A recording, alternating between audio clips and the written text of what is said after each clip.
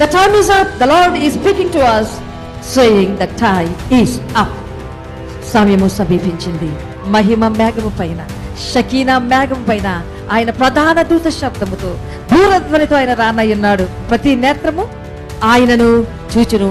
నశిస్తున్న వారైతే రొమ్ము కొట్టుకుని ఏడుస్తారు. అయ్యో, రక్షకుని యొక్క రక్షణ నేను పోగొట్టుకున్నానే, ఆయన దూషించాను, ఆయన హింసించాను, ఆయన అనుగ్రహించిన ఉచిత రక్షణ నేను పొందలేకపోయాను అని ఎంతగానో మరి దుఃఖించే గడియ వస్తది. ప్రియబిడ్డారా, నీవు నేను అనుకుంటాం కదా, ఎందుకు పనికిరాని వారం మనం, ఏదో జీవిస్తున్నాం, తనువు చాలించిన దినాన్న మన కోసం నరకం ఎదురు చూస్తుంది అనుకుంటున్నావా? ఓ సహోదరి, ఓ కుమార్తె, ఓ కుమారుడు, మీ గురించి మీరు ఏమని అనుకుంటున్నారు? ఎందుకు పనికిరాని అనుకుంటున్నారా? ఆయన యొక్క ప్రశస్తమైన రక్తం సిలువలో ఎందుకు నీ కొరకు చిందించాడంటే, నీవు ఒక దినాన దేవాది దేవునికి ఒక రాజ్యముగా, రాజులైన యాజక సమూహముగా, పరిశుద్ధ జనముగా నిన్ను చేయుటకు మాత్రమే.